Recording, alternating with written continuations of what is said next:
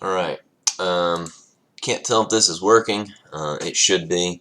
I'm trying to do a screen capture today instead of you guys seeing my face. It doesn't look like anybody's in right now, but that's okay. Maybe someone will show up.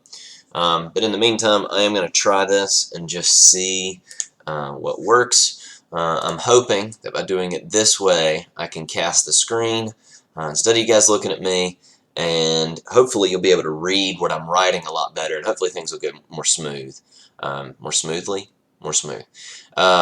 So let's just jump right into it. So first thing today, it says given the equation below, what mass of water would be needed to react with 10.0 grams of sodium oxide. All right, I want to zoom in a little bit. Let's get started with that. How do I do that? This? Yeah, there we go. All right, so let's see if this works. So the first thing that I'm hoping you guys notice is that that is not a balanced chemical formula. It's not been balanced yet. So always check. If you don't see any coefficients, there's a good chance that it's not balanced. So we're going to have to deal with that, because as you guys should know, a balanced chemical reaction is what actually gives us our ratios that we need so that we can do our conversions. And so in this case, I can see, all right, I got some Na, I have some O, and I have some H on both sides. So on the left, I can see I have 2 Na, on the right I have 1, on the left I have 2 O's, on the right I have 1, and on the left I have 2 H's, on the right I have 1. Gee, I wonder what I'm going to do. So if I put a 2 right here in front of sodium hydroxide on the right side, it doubles what we need, and we are happy and we are ready to go. So now that I've got that taken care of, okay, now that we've got all that junk taken care of, the next thing is we need to know is it says what mass of water would be needed to react with 10.0 grams of sodium oxide. So remember, I've told you guys a couple of times, whenever you're doing problems like this, they're always going to give you something to start with, which I'm now highlighting, so we know that we're going to start with 10 grams of sodium oxide, and we want to find what mass of water. So there's our target. Okay, what mass of water are we going to need to go with that? So they've given us something to shoot for. So here's what I'm going to do then. I'm going to start by writing in that first number that they gave us, which is the 10.0 grams sodium oxide. Okay, so we know we're starting with that. And we know that eventually we want to end with a mass of water. Now I hope you guys remember mass, okay, is measured in grams. So we don't want moles. We're going to need moles to go from something to something else. You always have to go through moles, but we want to end with mass. So we're looking then somewhere down here for a certain amount of grams of H2O. That's what we know we want to end with, way over yonder. So just like we did a lot of last Friday, I guess it was, is we did a lot of work with this, and so it's the same as what we do on the worksheet. You start with a mass, you need to end with a mass. But the first thing is we're going to have to convert that mass into moles. So first thing I want to do is I want to convert my sodium oxide into moles to make it something useful. So whatever I want to get rid of, I'm going to put on the bottom. So I'm going to put grams of Na2O on the bottom. I'm going to put moles of Na2O on top. Okay, by doing this, the grams are going to cancel. I'll end up getting moles of sodium oxide that way. Now, I hope you guys also remember, okay, it says saved offline, stay with me. All right, I hope you guys also remember that whenever you're going from grams to moles or moles to grams, okay, you always look at the periodic table. So I'm going to use this Na2O and say, well, I've got 2 sodium. Molar mass for sodium, I'm looking on my paper, is 22.99. Okay, so that's 22.99 AMU, okay, or 23 AMU, but we're not using AMUs anymore. We're using grams per mole, so that's really what we're dealing with. And we have 1 oxygen, so I'll just put a 16 on here. Okay, so we're going to add all this up. Okay, I'm doing this real time with you, so I have to click it in my calculator really quick. So prepared am I. So we have 61.98. I'm just going to make that 62 because I can. So this ends up giving me 62, and again, this is grams per mole. Now remember, per just means 1. So 1 mole. So this is like saying 1 mole of sodium oxide is equal to 62 grams of sodium oxide. So now I've got everything that I want in that conversion factor. So next thing I'm going to want to do is I don't want sodium oxide, I want water. I want H2O. So what I'm going to do, is make a new conversion factor that goes from moles of Na2O. I'm going to put that on the bottom, and I want to get to moles of H2O up on top. So we're going to get to moles of H2O up on the top. All right. So for that, I'm going to have to look at my balanced chemical equation. So if I look over here, I can see I've got 1 to 1. Okay, 1 mole of H2O. Because remember, a blank just means a 1. All right, so even though we can't see it, we know there's a 1 in each of those blanks. So 1 mole of H2O is going to be bonded with, or is going to react with 1 mole of sodium oxide. Okay, so it's a 1-to-1 ratio. Not very useful. I know you guys are thinking, then why do we even write it? But the reason that we write it is so that units will cancel, and I'll show you that here in a second. Next thing I want to do is I don't want moles of H2O. If I were to stop here right now and not do this last conversion factor, I would have moles of H2O. But I don't want moles, I want grams. So my last thing I'm going to have to do is I'm going to have to get rid of moles of H2O. So I'll put that on the bottom. And I want to get grams of H2O. So I'm going to put that on top. Now, we've done this before. We just did it over here. We're still going to use molar mass. Okay, so we're still going to say, oh, well, what is all this going to equal? I know I have 2 hydrogens. Hydrogen's 1.008 plus 1 oxygen, which is still 16. Let's just make this 18. All right. Usually, we'll just say it's 18 grams per mole for water, just because it's pretty common. We use that a lot. So I'm going to put my 18 grams on top because remember, it's 18 grams per mole. So that's like me saying 18 grams per 1 mole, okay, of H2O, just like that. So I'm going to put some stuff in my calculator. I'll tell you what I'm doing. I'm starting with 10. I'm going to do 10 times 1, which is obviously still 10. I'm going to divide by 62, okay, because I'm right here in our first little box, all right. So I'm going to divide by 62. I could multiply by 1. I could divide by 1. I'm not going to. Then I'm going to multiply by 18. That's the next real math I have to do way over here on the right. Alright, and then I'm going to divide by 1, and I get 2.90, and I hope you get the same. So what that means then is for this first part of the problem, 2.90 grams of H2O, alright, is what would be needed. That's the mass of water that we'd need to react with 10 grams of sodium oxide. And so if we start with 2.90 grams of water and we start with 10 grams of sodium oxide, well, how much? Okay, what mass of sodium hydroxide would this form? So look, they've given us a new target. This is a 2-part problem. What mass of NaOH would this form? So I think I'm going to just go over... I'm going to go over just a little bit more. Can I move this? It'd be great if I could. Can I move this? Look, I'm scrolling. Give me the scroll bar. There it is. Alright. So let's go over here and work just a little bit. Alright, so I need to start with... I mean, we could start with anything. We could even start with that mass of water they just gave us. In fact, let's do that. Let's see what happens. Let's start with this 2.90 grams of H2O, and we'll just see what happens. Now, the thing is, we are still trying to find what mass, so we're looking for grams of NaOH that this is going to form. Okay, whenever we're looking for that, grams of NaOH.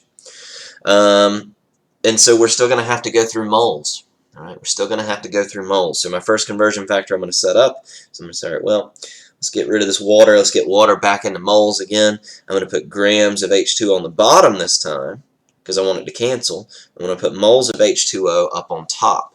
Okay? And so by doing this, my grams of H2O will cancel. I'll get my moles of H2O for the next part. Then what I'm going to want to do is I'm going to want to get rid of moles of H2O because I don't want moles of water. I want moles of NaOH. Remember, whenever you're going from something to something else, you always want to go from moles to moles. That's what everything means in that balanced chemical equation. It's always going from moles to moles. And so if I were to stop there, I would have moles of NaOH, but I don't want moles. I want grams. Okay, I'm looking for grams, and I'm going to scoot that over just a little bit. Okay, so I want grams of NaOH. Now, once again, whenever you're going from moles to mass or mass to moles, use the periodic table. So once again, I can say, all right, well, I've got one Na, so that's 22.99. I have one oxygen, that's 16.00, and I have one hydrogen, that's 1.008, and so I can add all this stuff together and see what my molar mass is going to be. So 22.99. Again, this is just coming from periodic table. I add all that junk up and I get 39.998. Let's just make that 40. Okay, so let's just say this is 40, and again, it's grams per mole. Grams per mole is what I end up getting. Now, let's look at what I actually need. I do want moles on the bottom, so that's nice. So I'm going to put moles of NaOH on the bottom, and I'm going to put grams of NaOH up on top. Okay, I'll put grams of NaOH up on top.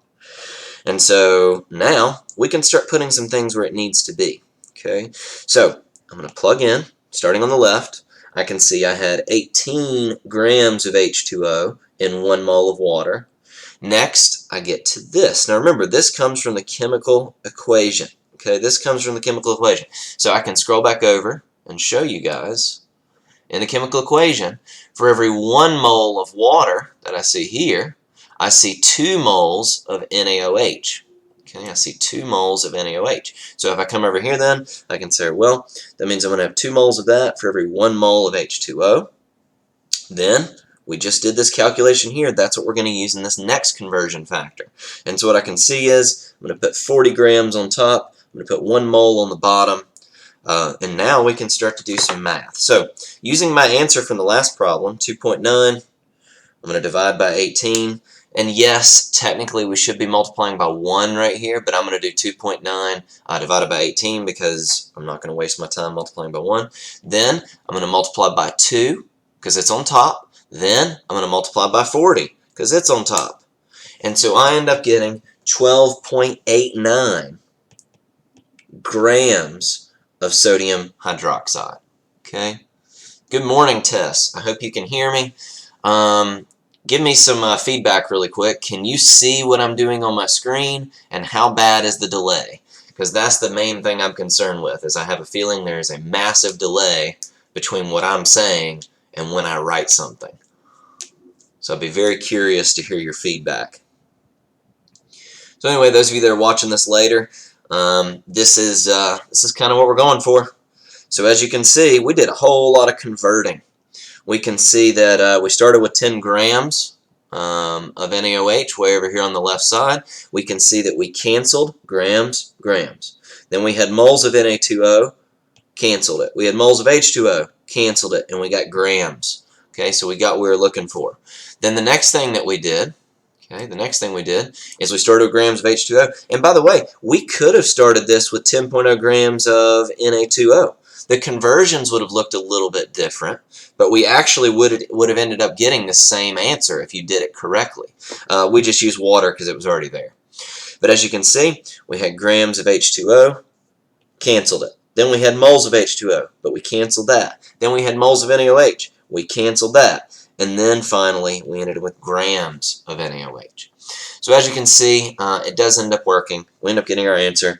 I hope you guys are writing that learning target. We do have a learning target for today. Where is my scroll bar? Seriously? It's right over here.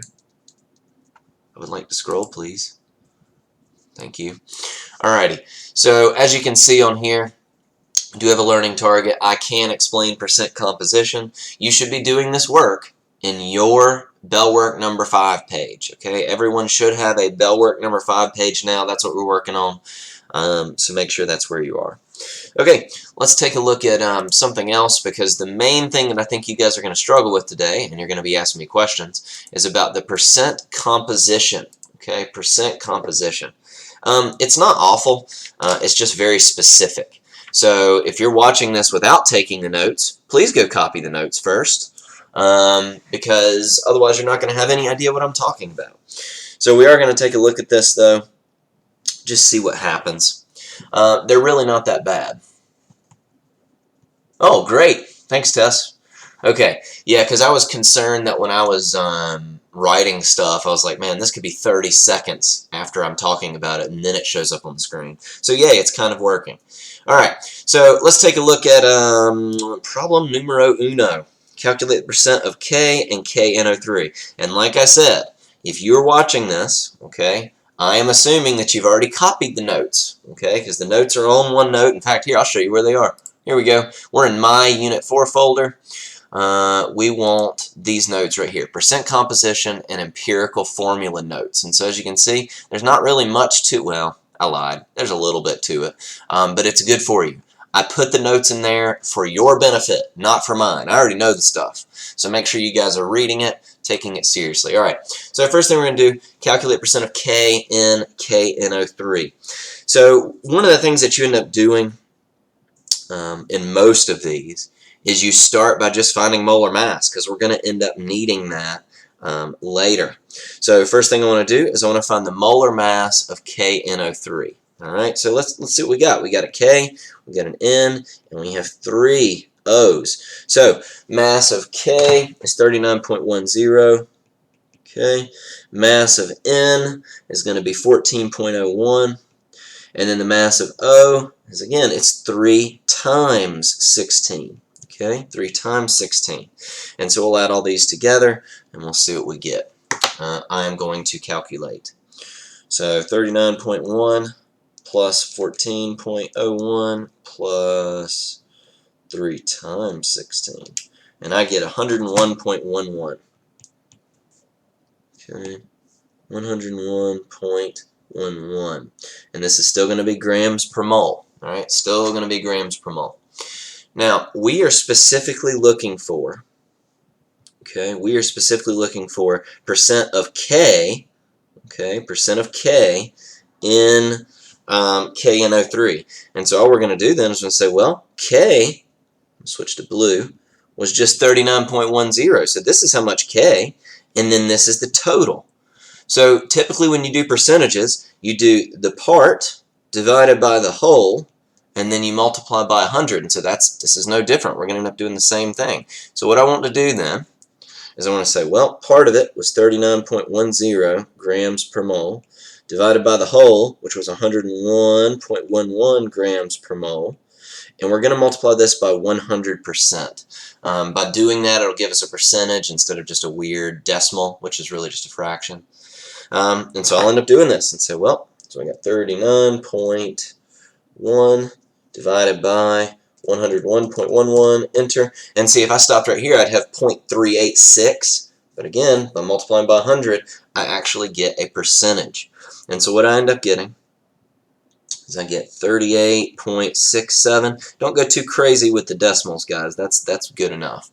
And please box your final answers. So what I just showed, for number 1, that is how much work I want to see you doing. Okay? If you come in and all you have is this right here, 38.67, and you're like, oh yeah, this is my answer, and you don't show me anything else, I am not going to believe you. So show your work so that you can prove to me that you know what you're doing.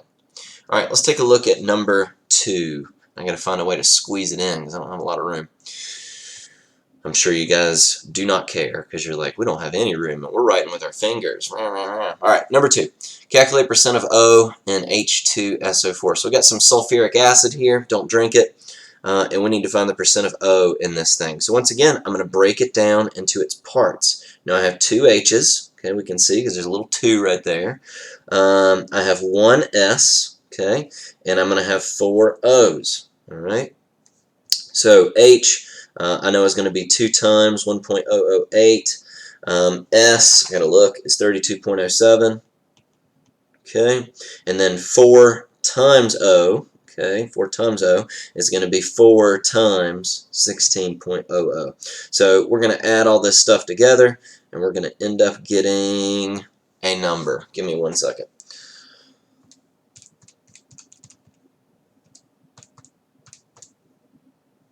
Okay, I'm just adding these up. And 4 times 16. Alright, so I get 98.086. Let's just call it 98.1. Alright, and again, this is grams per mole, same units that we've been using. So I get 98.1 grams per mole by adding all this junk together. Now, again, we're still going to do part over the whole. Now, some students have difficulty with this because they say, well, oxygen's only 16, so you do 16 divided by 98. No, no, no, no, no, no, no, because we're not dealing with just 16 grams. When we look at this, we can see there is a little 4 written there. So we need to know percent of oxygen. And so 4 moles, or whatever, of oxygen is going to be a lot more than just 1. So we do need to take into account not just 16, but 4 times 16. So actually what we're using is 64 grams per mole, okay, or 64 grams of oxygen. So once again, here's our whole. That's the total molar mass of H2SO4, and then here's the part. Okay, so once again, oxygen is 16, but there are 4 oxygens in H2SO4, and so we'd multiply it by 4. So I'm going to set everything up. I'm going to draw a line so I don't get confused with my other work. So I'm going to set up an equation. So, all right, well, 64 grams divided by 98.1 grams per mole, and I'm going to multiply by 100 again. Okay, so I can end up getting a percentage, and let's see what we get. Alright, so 64 divided by 98.1 times 100, and I get 65.2. Okay, 65.2%, because it does still kind of have a unit. And so there you go. We boxed our final answer. Now, I'm not going to do number 3. I am going to just show you something about it really quick. So this says calculate the percent of each element. Each element. You're not going to just do one of them. Okay? You need to find the mass of each element. And one thing I'll tell you about this one that kind of tricks some students is, look, H is represented here and here. So that means there are 7 H's total. So make sure you take that into account. So what I want to see for this problem is I want to know, okay, what's your percent for carbon? What is your percent for hydrogen? And what is your percent for nitrogen? And if you've done everything correctly, when you add these percentages together, it should equal 100%, because that's how percentages work. Alright, let's take a look at number 4 instead. Now, if you have looked at the notes, which I hope that you have if you're watching this video, you'll know that there is a little poem that I taught you guys, and I told you to write down, and it goes like this. Because there's 4 steps. There's 4 steps whenever you're doing an empirical problem. So we do percent to mass, okay, mass to mole, divide by small, and multiply by whole. Okay, and then you snap, because you don't really clap when you read poetry, you snap. And so yeah, really bad poem from 1988. I think it was in the National Science Teachers magazine or something. And so luckily, for problem number 4, as you guys can see, because you're looking at it, they've already done the percent to mass. Okay, now look at problem number 6 and problem number 5. Not so much. You will have to convert a percent to a mass, and I show how to do that in the notes. We'll probably do number 5 here in a second as well. But looking at problem number 4, they've already done that. So what I'm going to do then, I'm just going to write these masses down, because I like to work in a line. Like, I like to work in a logical way, so it helps me to write it out. So I'm going to have 0.134 grams of Fe. I'm going to have 0.00769 grams of sulfur, and I'm going to have 0.0115 grams of oxygen. So I'm just lining everything up. So percent to mass, step number 1 was done for us. Okay, so they already did step number 1. Step number 2, okay, which again you got to think about the poem, is we need to do mass to mole. So we need to convert all these into moles. Now luckily, we've done a lot of this lately. So what I'm going to do is I'm going to say, well, I need to make a quick conversion factor for iron. Okay, I want grams to be on the bottom. Okay, I want moles of Fe to be on the top. Wow, that looks terrible. Let's try that again. Clean that up a little bit. There we go. Very nice. So I look on my periodic table. Molar mass of iron is 55.85. Okay, and that's 1 mole of iron. All right, it's 55.85 grams. And so I've got that one. Next, I need to do the same thing for sulfur, so I'll make another conversion factor for sulfur. 1 mole of sulfur is equal to 32.07. Okay, moles of sulfur. There we go. Next, all right, I've got oxygen. Same thing. 1 mole of oxygen is going to be equal to 16 grams of oxygen. So I'm going to go ahead and do this math real quick, and then we'll have some numbers. Now these are obviously going to be really small. Okay, we are not dealing with molar quantities here. These are pretty small. So 0.0134 divided by 55.85 is going to give me a very small number. 0.1230 zeros and then 24. I'm just going to make it 24. I'm going to round it and make it 24. Okay. Yeah, apparently a lot of people like to sleep in. That is what I am noticing. Gosh. You guys been out of school for 2 weeks and you just revert to teenage time. Alright, so again, this is 0.0024 moles of iron. Okay, so we've converted it. We can see that I had grams. Grams goes away. We're left with moles. I'm going to do the same thing for the other two. I'm just wanting to explain what that came from. So I'm doing my math again. 769. I wrote that as 79. Divided by 32.07. And I end up getting a number. 0.000. What do you know? It's 24 again. And this is going to be moles of sulfur. And then for my last one, 0.0115, yep, divided by 16, and I end up getting 0.00072. Okay, and this is going to be moles of oxygen. Did I do my math right? Yes, I'm fairly confident that I did. Alright, so now that we got all this stuff, we can look at our poem again, and it says, okay, percent to mass, check. We did that. Percent to mass, we definitely did that.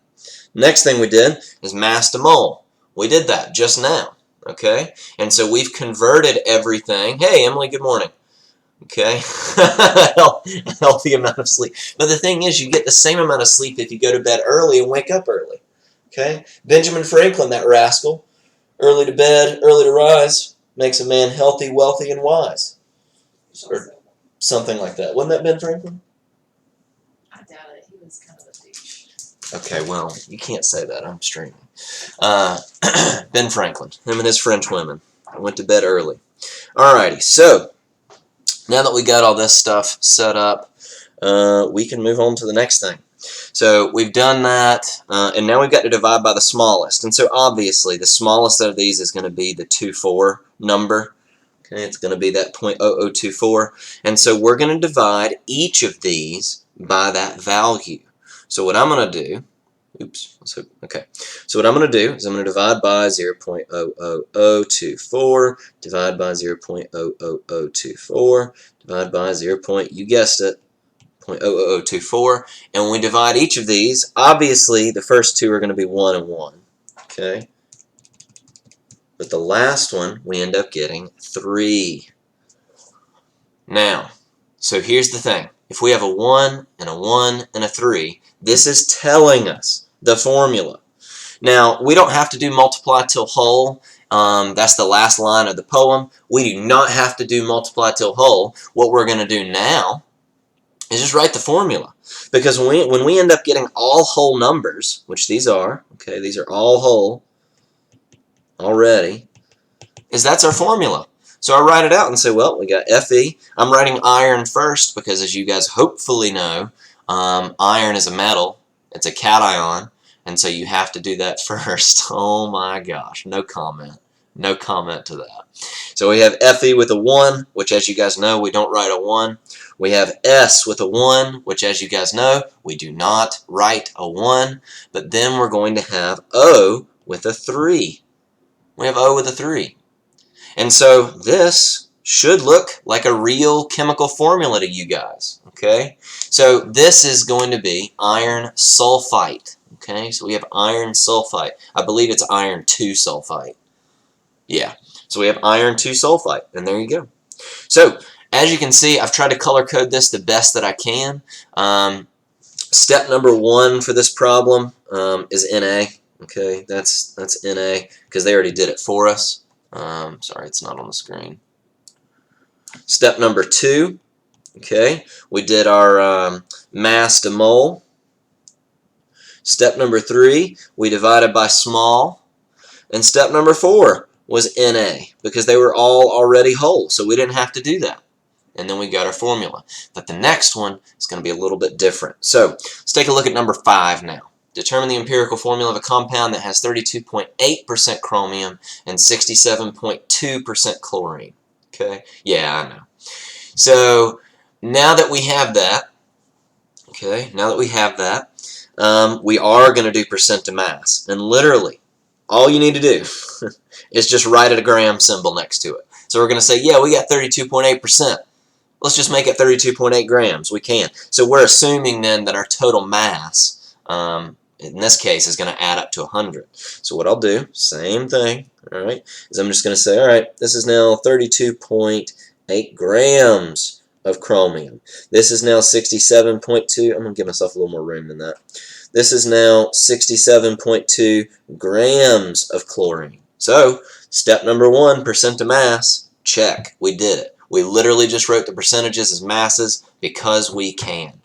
Next thing, okay, mass to mole.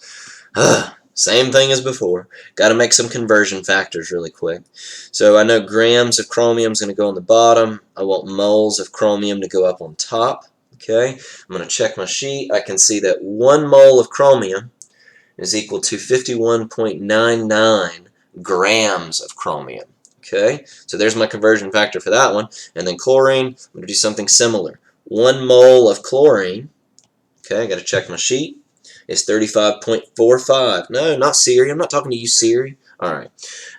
Excuse me. 1 mole of chlorine is equal to 35.45 grams of chlorine. There we go. Okay, there we go. Beautiful. So I'm going to do some math real quick and find out what we end up getting. So again, this is step number 2 right here. This is step number 2. All right, mass to mole. All right, so let's do some math, see what happens. So 32.8 divided by 51.99, and I get 0.63. And so that's now 0.63 moles of chromium. If you don't believe me, look, grams cancels. We're left with moles. All right, and then same thing down below, 67.2 divided by 35.45, and I am getting 1.89. Okay, 1.89 moles of chlorine. Okay, so now we've got these. Step number 3. Step number 3 is divide by small. And so that's what we're going to do. We're going to divide by the smallest number, which obviously is 0.63. So I'm going to say, oh, well, this divided by 0.63, it's obviously going to be 1. This divided by 0.63, I think it's going to be 3, but let's see. What do you know it is? And so once again, step number 4, not really needed here. Okay, we ended up getting whole numbers to begin with. And so now we just write our formula. And so we end up getting, for our final answer, is we get CR with a 1. Okay, see, the 1 goes with CR, and so I don't need to write it. And then the 3 goes with Cl, so I'd have that. So we have chromium 3 chloride as our answer. There you go. These are not that bad. Okay, these are not that bad, I promise. We should probably do a, yeah, we got to do a molecular formula. Molecular formula, a little bit weird, not impossible, but they are a little bit different. So let's take a look at this. All right. So if you've looked at the notes already, you know this. But basically, you could have this is a molecular formula. Molecular is where you could simplify it, and you probably should simplify it, but what that means, the root of the word molecular is molecule, and so that means the molecule could look, I don't know, something like this. Okay, I'm making this up. But as you can see, we have 1, 2, 3, 4 hydrogens, and we have 1, 2 oxygens in the actual shape of the molecule. Okay, so molecular actually means this is the whole thing. But when we're dealing with empirical, obviously we'd simplify that. Up to this point, you guys would see something like this, and you'd be like, yeah, but that's not how we write it. We just write it as H2O, because you can divide both of those by 2. You divide 4 by 2, you get 2. You divide 2 by 2, you get a 1. And so this would be our empirical. Empirical is like the simplest possible formula. So in this problem, they are giving us a molar mass of the molecular formula. They're giving us the molar mass of the molecular formula, and they're giving us the empirical formula. All right? So, here's the deal. Whenever you're doing these, you have a formula that you have to use. You're always going to do your experimental molar mass. Okay, there's a formula straight from the notes. Experimental molar mass divided by empirical molar mass.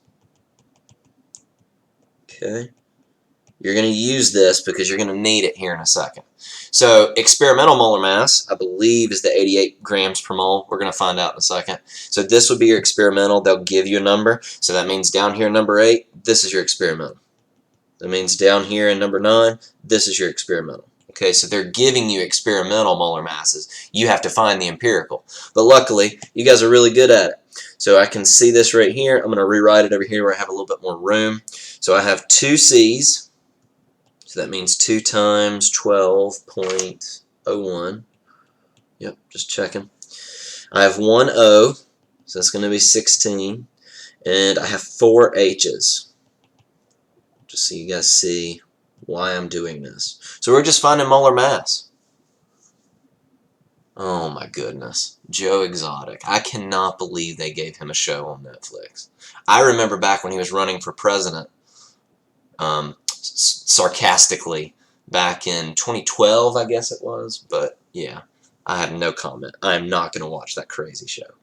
Alright, so anyway, we're going to add all this stuff up, and we end up getting our empirical molar mass. Because again, this is based on the empirical formula. They just said, here's the empirical formula, C2OH4. Okay? That's the empirical. That's the simplest that it can be written. So I'm finding that molar mass real quick, as fast as I can. 4 times 1.08. There we go. And I get 44. Whew! So I get 44.052 grams per mole. And so now I'm just going to plug that into this equation. So if I go back over here, experimental molar mass, 88 grams per mole. It tells us that. Empirical, we just found 44.05. Let's just keep it at 44 because we're going to want it to be a nice even number. But 44 grams per mole. And so when we do this, obviously you guys can do this math. We end up getting 2.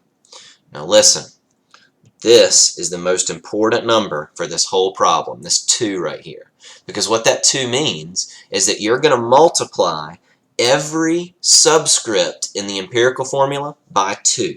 Here, I'll show you what I mean. Let's move this over. Let's move this over just a touch.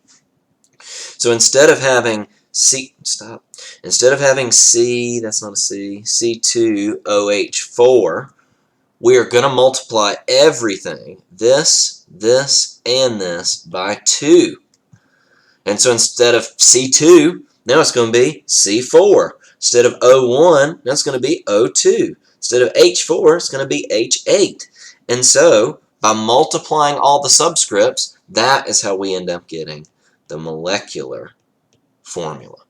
Okay? I'm going to do another one a little more quickly this time, but all of them are the same. I mean, if you do it one time, you've done all of them. So I'm going to do another one real quick. Let's look at number...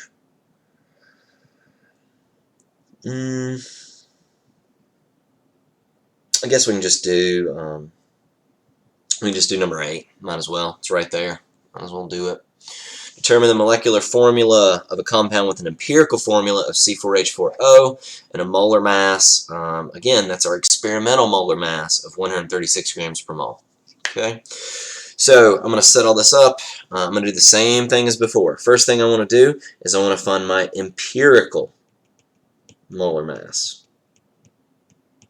And we do that just like we normally do. We have 4 C's, so that means 4 times 12.01. We have 4 times H, 4 times 1.008, and we have 1 O again. Okay, we'll add all these up and we'll see what we get. Give me a second.